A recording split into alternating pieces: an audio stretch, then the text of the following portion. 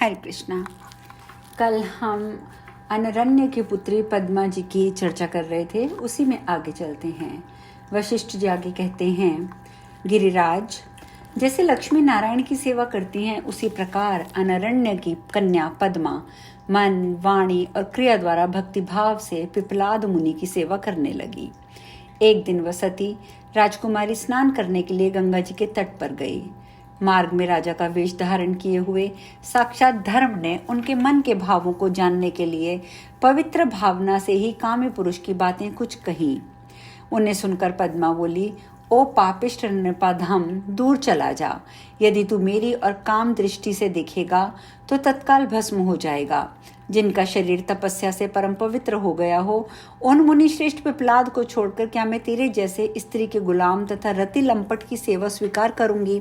मैं तो तेरे लिए माता के समान हूँ, और तो भी तू भोग्या स्त्री का भाव लेकर मुझसे बात कर रहा है। इसीलिए मैं शाप देती हूँ कि काल क्रम से तेरा क्षय हो जाएगा। सती का शाप सुनकर देवेश्वर धर्म कांपने लगे और राजा का रूप छोड़कर अपनी मूर्ति धारण करके बोले, माता, आप मुझे धर्मज्ञों के गुरु का भी गुरु धर्म समझिए।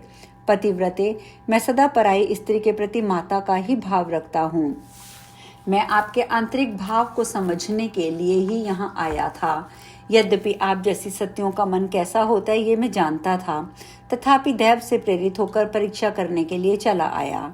साध्वी, आपने जो मेरा दमन किया है वह नीति के विरुद्ध नहीं है, सर्वथा उचित ही है, क्योंकि कुमार्ग पर चलने वालों के लिए दंड का विधान साक्षात परमेश्वर श्री कृष्ण ने ही किया है, जो धर्म को भी स्वधर्म का ज्ञान कराने और काल की कल्पना तथा सृष्टा की भी सृष्टि करने में समर्थ है। उन भगवान श्री कृष्ण को नमस्कार है, जो समय पर संहर्ता का भी संहार करने की शक्ति रखते हैं और अनायास ही सृष्टा की भी सृष्टि कर सकते हैं। उन भगवान श्री कृष्ण को नमस्कार है, जो शत्रु को भी मित्र बना सकते हैं, कला को भी उत्तम प्रेम से परिणित कर सकते हैं तथा सृष्टि और विनाश की भी क्षमता रखते हैं। उन भगवान श्री कृष्ण को नमस्कार है, जो सबको शाप, सुख, दुख, वर, संपत्ति और विपत्ति देने में समर्थ हैं। उन भगवान श्री कृष्ण को नमस्कार है, जिन्होंने प्रकृति को प्रकट किया है, महाविष्णु तथा ब्रह्मा विष्णु और महेश्वर आदि को उत्पन्न किया है। उन भगवान श्री कृष्ण को नमस्कार है, जिन्होंने दूध को श्वेत, जल को शीतल और अग्नि को दाहिका की शक्ति से संपन्न बनाया है। उन भगवान श्री कृष्ण को नमस्कार है, जो अत्यंत तेज पुंज से प्रकट होते हैं, जिनकी मूर्ति तेजोमयी है और जो गुणों में श्रेष्ठ एवं निर्गुण हैं। उन भगवान श्री कृष्ण को नमस्कार है, जो सर्व स्वरूप, सर्व बीज स्वरूप, सबके अंतरात्मा तथा समस्त जीवों के लिए बंधु स्वरूप हैं। उन भगवान श्री कृष्ण को नमस्कार है। यूं कहकर जगत गुरु धर्म पद्मा के सामने खड़े हो गए। शैलराज धर्म का परिचय पाकर वह साध्वी सहसा बोल उठी। पद्मा ने कहा, भगवान, क्या आप ही सबके समस्त कर्मों के साक्षी हैं? सबके भीतर रहने वाले सर्वात्मा, सर्वज्ञ, सर्व तत्व वेता धर्म हैं। फिर मेरे मन को जानने के लिए मुझ दासी की विडंबना क्यों करते हैं? धर्मदेव, आपके प्रति मैंने जो कुछ किया है वह मेरा अपराध है। प्रभो, मैंने स्त्री स्वभाववश आपको ना जानने के कारण क्रोधपूर्वक शाप दे दिया है। उस शाप की क्या व्यवस्था होगी, यही इस समय मेरी चिंता का विषय है। आकाश, संपूर्ण दिशाएं और वायु भी यदि नष्ट हो जाएं, तो भी पतिव्रता का शाप कभी नष्ट नहीं हो सकता। मेरे शाप से यदि आप नष्ट हो जाते हैं तो संपूर्ण सृष्टि का ही नाश हो जाएगा। यह सोचकर मैं किंतर व विमूढ़ हो रही हूँ। तथापि आपसे कहती हूँ देवेश्वर, जैसे पूर्णिमा को चंद्रमा पूर्ण होते हैं, उसी प्रकार सतयुग में आप चारों चरणों से परिपूर्ण रहेंगे। उस युग में सर्वत्र और सर्वदा दिन रात आप विराजमान होंगे, किंतु भगवान त्रेता आने पर आपका एक चरण का नाश हो जाएगा। द्वापर में 2 पैर क्षीण होंगे और कलयुग में आपका तीसरा पैर भी नष्ट हो जाएगा। कली के अंत में आपका चौथा चरण भी छिप जाएगा। फिर सतयुग आने पर आप चारों चरणों से परिपूर्ण हो जाएंगे। सतयुग में आप सर्वव्यापी होंगे और उससे भिन्न युगों में भी कहीं कहीं पूर्ण रूप से विद्यमान रहेंगे। प्रभु, जहाँ आपका स्थान या आधार होगा उसे भी मैं बताती हूँ। संपूर्ण वैष्णव, यति, ब्रह्मचारी, पतिव्रता स्त्री, ज्ञानी पुरुष, वानप्रस्थ, भिक्षु, धर्मशील राजा, साधु संत, श्रेष्ठ वैश्य जाति, तथा सत्पुरुषों के संसर्ग में रहने वाले द्विज, सेवक, शूद्र, इन सब में आप सदा पूर्ण रूप से विराजमान रहेंगे। युग युग में जहाँ भी पुण्यात्मा पुरुष होंगे वे आपके आधार रहेंगे। पीपल, वट, बिल्व, तुलसी, चंदन, इन वृक्षों पर दीक्षा, परीक्षा, शपथ, गौशाला और गोपद भूमियों में, विवाह में, फूलों में, देव वृक्षों में, देवालयों में, तीर्थों में तथा साधु पुरुषों के ग्रहों में आपका सदा निवास होगा। वेद वेदांग के श्रवण काल में, जल में, सभा में, श्री कृष्ण के नाम और गुणों के कीर्तन में, श्रवण और गान के स्थानों पर, व्रत, पूजा, तप, न्याय, यज्ञ और साक्षी के स्थानों में, गौशाला में तथा गौवों में विद्यमान रहकर आप अपने को पूर्ण रूप से प्रतिष्ठित देखेंगे। धर्म उन स्थानों में आप क्षीण नहीं होंगे। इनमें भिन्न स्थानों में भी आपकी कृष्णता दिखी जाएगी। जो स्थान आपके लिए अगम्य हैं उनका भी मैं वर्णन कर देती हूँ, सुनिए।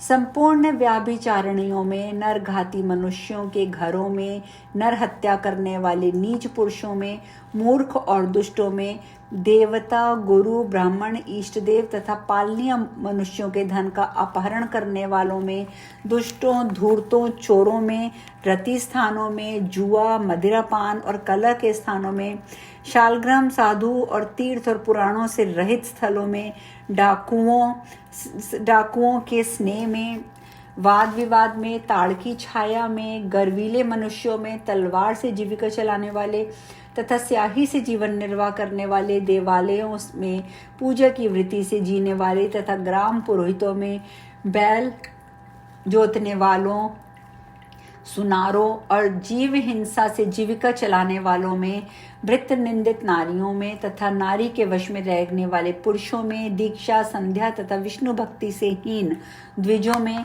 अपनी पुत्री तथा पत्नी बेचने वालों में, शालग्राम और देव मूर्तियों का विक्रय करने वालों में, मित्रद्रोही, कृतघ्न, सत्यानाशक और विश्वघातियों में, शरणागत की रक्षा से दूर रहने वालों और शरण में आए हुए लोगों का नाश करने वालों में, सदा झूठ बोलने वालों में, सीमा का अपहरण करने वालों में, काम, क्रोध, लोभ वश झूठी गवाही देने वाले, पुण्य कर्महीन तथा पुण्य कर्म के विरोधी मनुष्यों में आप नहीं रहेंगे।